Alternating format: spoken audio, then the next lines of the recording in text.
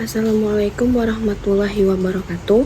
Perkenalkan, nama saya Rizka Septiani Aulia. Di sini saya akan menjelaskan mengenai mata kuliah seminar PPG, yang mana saya akan membahas tentang pembelajaran sosial emosional, di mana ada beberapa pokok pembahasan yang akan dibahas. Yang pertama yaitu berkaitan dengan review pengalaman belajar, yang kedua refleksi pengalaman belajar, yang ketiga analisis artefak pembelajaran, dan terakhir yaitu rumusan hasil refleksi pembelajaran bermakna.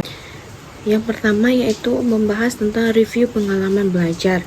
Yang pertama, menjawab pertanyaan yaitu pengalaman belajar apa yang berguna atau yang menarik. Jawabannya, ketika saya mempelajari mata kuliah ini berkaitan dengan mengelola aspek sosial dan emosional dalam diri sebagai seorang guru, di mana dalam pembelajaran sosial emosional ini kita dituntut sebagai guru untuk mengelola atau dapat mengatur emosi kita dalam proses pembelajaran kepada peserta didik. Yang kedua yaitu berkaitan dengan pengalaman belajar apa yang berguna tetapi kurang menarik. Jawabannya, dalam hal ini berkaitan dengan penerapan ice breaking untuk melatih kefokusan peserta didik dalam belajar. Namun dalam penerapannya setelah ice breaking ini selesai, peserta didik malah kehilangan kefokusannya dalam pembelajaran. Yang ketiga yaitu pengalaman belajar apa yang menarik tetapi kurang berguna. Jawabannya berkaitan dengan kompetensi sosial emosional, yang mana guru tidak hanya membimbing tetapi juga ikut serta dalam merancang proses pembelajaran. Namun dalam praktiknya guru tetap kesulitan dalam mengelola emosinya. Yang terakhir yaitu pengalaman belajar apa yang tidak menarik dan tidak berguna dalam konteks sebagai calon guru. Jawabannya tidak ada.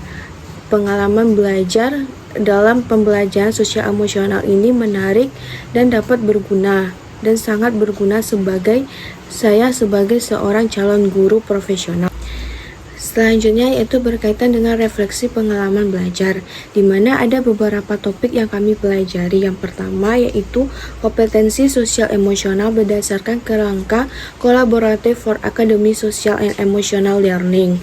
Yang kedua, peran guru sebagai teladan pembelajaran dalam keterampilannya collaborative for academy social and emotional learning. Kemudian experiential learning dalam pembelajaran sosial emosional itu berada pada topik ketiga dan keempat. Yang terakhir yaitu school well-being. Selanjutnya itu menjawab pertanyaan mengapa hal tersebut dapat terjadi.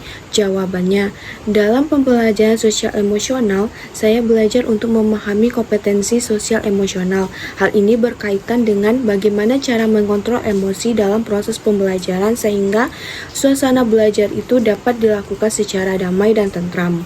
Kemudian kita masuk kepada analisis artefak, di mana analisis artefak yang saya dokumentasikan yaitu proses pembelajaran sosial emosional yang saya lakukan di dalam kelas dapat dilihat di link YouTube di bawah ini.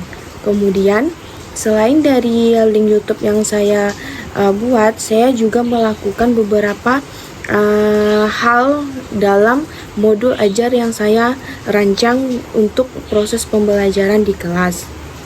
Kemudian menjawab pertanyaan dari mengapa artefak ini yang saya pilih.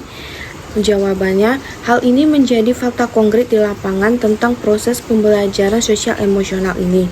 Selain itu, saya juga menyadari pentingnya menerapkan kompetensi sosial emosional kepada peserta didik dalam proses pembelajaran. Dengan cara ini diharapkan mampu menciptakan suasana belajar yang menyenangkan bagi peserta didik. Kemudian selanjutnya pertanyaan mengenai bagian artefak mana yang mendukung hasil refleksi saya. Jawabannya yaitu berdasarkan dari kegiatan aksi nyata dan demonstrasi kontekstual yang sudah kami lakukan di LMS. Kemudian berkaitan dengan rumusan hasil refleksi berupa pembelajaran bermakna, di mana di sini saya mendapati tiga rumusan hasil refleksi berupa pembelajaran yang bermakna. Yang pertama yaitu menerapkan 5 kompetensi sosial emosional dan EMC kuadrat dalam proses pembelajaran. Yang kedua, memetakan kompetensi sosial emosional peserta didik dengan mempertimbangkan latar belakang, kebutuhan dan tahap perkembangannya. Yang ketiga, membangun hubungan baik dengan peserta didik. Nah, itulah penjelasan saya mengenai refleksi pembelajaran sosial emosional di dalam kelas. Mohon maaf Jika ada kesalahan, saya tutup dengan Assalamualaikum warahmatullahi wabarakatuh.